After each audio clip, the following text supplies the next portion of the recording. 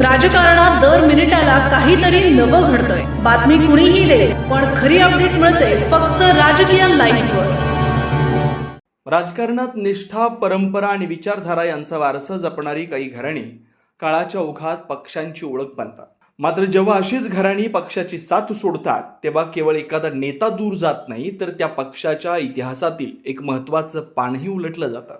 कोल्हापूर जिल्ह्यात नेमकी अशीच एक राजकीय घडामोड घडली आहे. शाहूवाडी तालुक्यातील काँग्रेसचे पारंपरिक आधारस्तंभ मानल्या जाणाऱ्या गायकवाड घराण्याचे तरुण नेतृत्व करणसिंह गायकवाड यांनी जनसुराज्य शक्ती पक्षात प्रवेश करून काँग्रेसला मोठा राजकीय धक्का दिला. हा केवळ एका नेत्याचा पक्षप्रवेश नाही, तर अनेक दशकांपासून काँग्रेसच्या विचारांशी नाळ जोडलेल्या एका राजकीय परंपरेचा अध्याय संपुष्टात आल्याची भावना जिल्ह्यातील राजकीय वर्तुळात व्यक्त होते.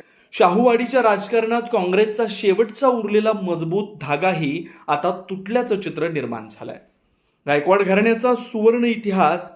शाहूवाडी तालुक्याच्या राजकारणात गायकवाड घराण्याचं योगदान अत्यंत मोलाचं राहिलंय.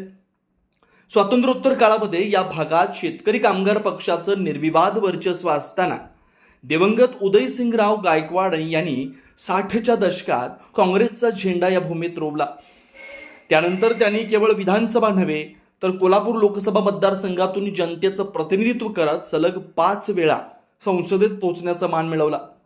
त्यांचा राजकीय वारसा पुढे पुतणे संजयसिंह गायकवाड यांनी 3 वेळा विधानसभा गाठत जपला, तर संजीवनी गायकवाड यांनी पोटनिवडणुकीत विजय मिळवत घराण्याचा राजकीय प्रभाव कायम ठेवला.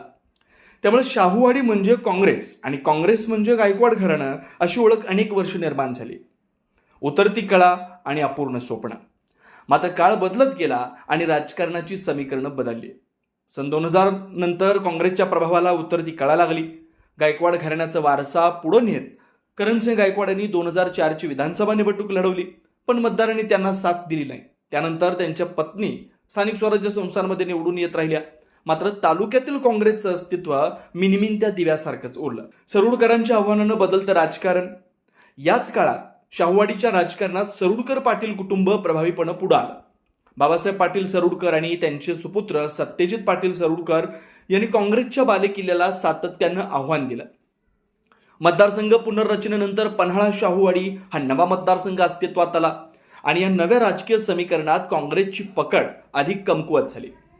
यानंतर जनसुराज्य शक्ती पक्षाचे संस्थापक अध्यक्ष विनय कोरे यांनी आपल्या संयमी, योजनाबद्ध आणि बेरजेच्या राजकारणातून या मतदारसंघात प्रभावी अस्तित्व निर्माण केलं.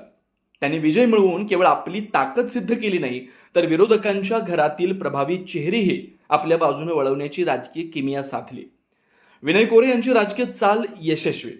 गोकुळ दूध संघाच्या राजकारणाच्या निमित्तानं विनय कोरे यांनी काँग्रेसचे दिवंगत आमदार यशवंत एकनाथ पाटील यांचे सुपुत्र अमरसिंह पाटील आणि दिवंगत उदयसिंगराव गायकवाड यांचे सुपुत्र करणसिंह गायकवाड यांना आपल्या राजकीय वर्तुळात आणलं. दोघांनाही गोकुळ दूध संघाच्या संचालक पदाची जबाबदारी देत त्यांनी त्यांना आपल्या नेतृत्वाखाली कार्य करण्याची संधी दिली. या दोन्ही तरुण नेत्यांच्या माध्यमातून काँग्रेसला पन्हाळा आणि शाहूवाडी या दोन्ही तालुक्यामध्ये उभारी मिळाली, अशी अपेक्षा जिल्हाध्यक्ष आमदार सतेज पाटील यांना होती. मात्र गोकुळ दूध संघाच्या निवडणुकीत दोघांनी विनय कोरे यांच्या नेतृत्वावर विश्वास दाखवला आणि आता करणसिंह गायकवाड यांनी थेट जनसुराज्य शक्ती पक्षात प्रवेश करत काँग्रेसच्या आशांवर पाणी फेरलं. काँग्रेस समोर अस्तित्वाचा प्रश्न. करणसिंह गायकवाड यांच्या पक्षप्रवेशामुळे शाहूवाडी तालुक्यात काँग्रेसचे नेतृत्व जवळपास पोरकं झाल्याचं चित्र आहे. नव्या पिढीचं सक्षम नेतृत्व उभं करणं, कार्यकर्त्यांना एकत्र ठेवणं आणि पक्षाचं अस्तित्व पुन्हा मजबूत करणं हे आता काँग्रेस समोरचं सर्वात मोठं आव्हान ठरणार आहे. एकेकाळी काँग्रेसचा अभेद्य बालेकिल्ला असलेल्या शाहूवाडीत आज पक्षाला नव्यानं पायाभरणी करण्याची वेळ आली आहे. परंपरा, इतिहास आणि भावनिक नात्यांवर उभं असलेलं राजकारण आता बदलत्या समीकरणांसमोर टिकून राहू शकलेलं नाही. युवा नेतृत्वाची नवी दिशा की शरणागती. अमरसिंह पाटील आणि करणसिंह गायकवाड या दोन्ही तरुण नेत्यांकडे आपल्या वडिलांप्रमाणे संघर्ष करत स्वतंत्र नेतृत्व उभं करण्याची क्षमता असल्याचं अनेकांना वाटत होतं. मात्र स्वतंत्र राजकीय वाट निर्माण करण्याऐवजी त्यांनी विनय कोरे यांच्या नेतृत्वाखाली काम करण्याचा मार्ग स्वीकारला. राजकीय विश्लेषकांच्या मते ही रणनीती त्यांच्यासाठी व्यवहार्य असली तरी स्वतंत्र नेतृत्वाच्या महत्वाकांक्षेला मर्यादा घालणारी ठरू शकते. संघर्षातून नेतृत्व घडवण्याऐवजी सत्तेच्या छत्रछायेखाली राजकारण करण्याचा मार्ग त्यांनी निवडल्याची चर्चा आहे. बदलत्या राजकारणाचा नवा अध्याय. कोल्हापूर जिल्ह्याच्या राजकारणात ही घडामोड एका पक्षप्रवेशापुरती मर्यादित नाही, ती बदलत्या राजकीय वास्तवाची साक्ष देणारी घटना आहे.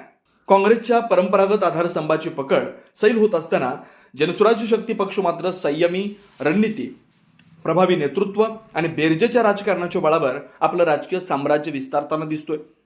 गायकवाड घराण्याचा हा निर्णय भविष्यात शाहूवाडी आणि पन्हाळा मतदारसंघातील राजकीय समीकरणांवर दूरगामी परिणाम करणारा ठरू शकतो. आता या बदलाचा सर्वाधिक फटका काँग्रेसला बसणार. या आव्हानातून पक्ष नव्या जोमानं उभारी घेणार याकडे संपूर्ण कोल्हापूर जिल्ह्याचं लक्ष आहे. राजकीय घडामोडींचा सर्वात वेगवान अपडेट फक्त इथेच राजकीय लाईव्हवर. आमच्या YouTube चॅनलला लाईक, शेअर, सबस्क्राईब करा आणि रहा राजकारणाच्या रणभूमीवरील थेट नजरेत.